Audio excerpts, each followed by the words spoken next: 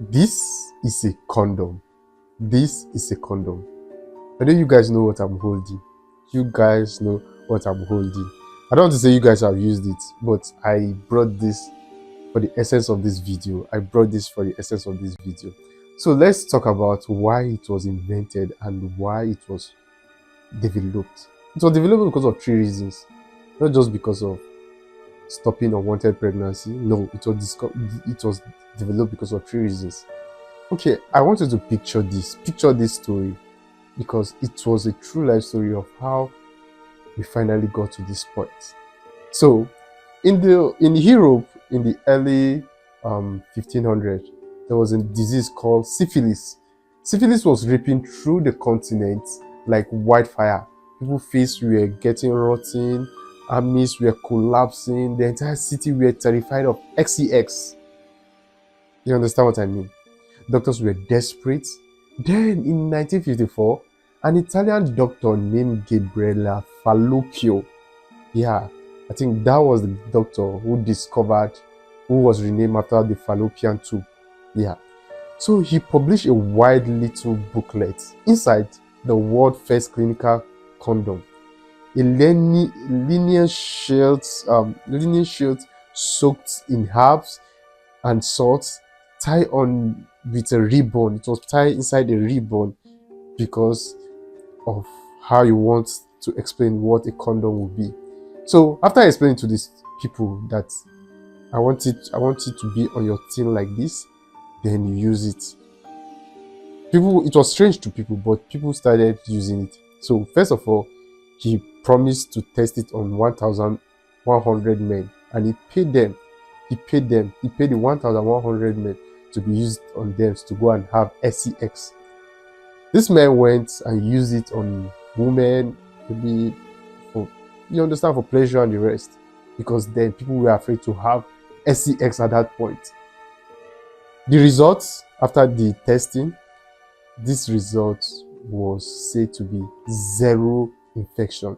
There was zero infection because then syphilis was ripping the whole continent then. But after the test then, there was zero infection. Then boom, condom is born not just for birth control, but to stop plague, to stop diseases, to stop the spread of things that will affect humans. So fast forward in the year 1660, King Charles II, who was the king of England then, was said to be fathering illegitimate children who were not his own. Left, right, center. People bring child and said, Your Excellency or your Majesty, this is your child.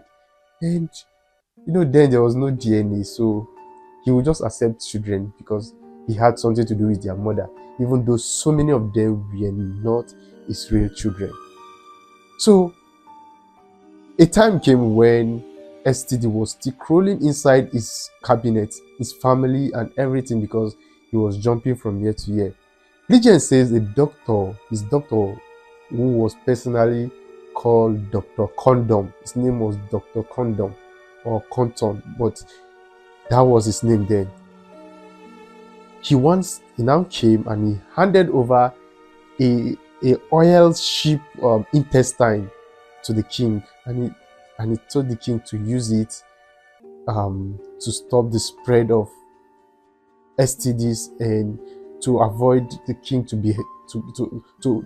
get harm of diseases at that point. So that was when the king started using it, and it was officially recognized by the king. For the next 100 years, condoms were luxury items and sewn, and they were all gotten from animal intestine.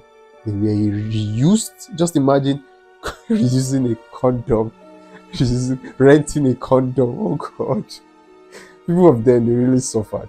And condom was sold under the table of brothels. You can buy, you can rent, you can use. Oh God, just imagine renting a condom.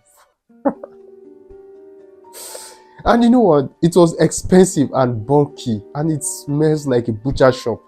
From what I read, it smells like a butcher shop. So then, in 1839 to 1844, Charles Goodyear invented a vulcanized rubber. Suddenly, in 1855, the first rubber condom appears to the world. Then it was thick, seamless, and still reusable, but it was revolutionary. It changed everything. By the year 1870, there was mass production of cheap enough condom for regular people. The real game changer hit the world in 1920 when it was invented in a liquid latex which was deep and dried, and it was rolled. Not just rolled one, it was rolled. It was so strong, and it was disposable. You can use it once. So because I know then it was cheap, so it can be used and disposed. So by the World War II, government were handling the soldiers condoms, because many of these soldiers, when they go to a new country, they'll start giving birth to children or anyhow. So by the year during the World War, the US government and the British government started giving this condom free in millions to prevent STD, unwanted child, unwanted children, and so many faults. So the first condom was used for disease protection, which was in 1950, in 1564 by Filippo, who was named after the fallopian tubes. Then the second time was the first rubber version, which was in 1855. Yeah. Then the modern latex condom was from the 1920s to the 1930s. So condom was created to prevent babies. But that was just a bonus. So it was just a bonus. Creating a baby was just a bonus. It was mainly created because of humanity looked at deadly diseases and said, no, we are not giving up on sex. We are fixing this. Because the people were afraid of sex. So people were afraid of sex. That was why they had to invent this, because they never wanted to give up on sex. They want to enjoy what God gave them for free. And that, my friend, that is how science and the whole world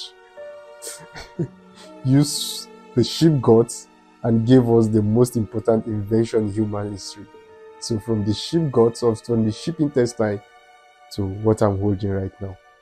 I brought this because of this video. This is not for me. This is for somebody. If you watch this video and you like it, subscribe to the video and follow this video for more stories like this. Thank you.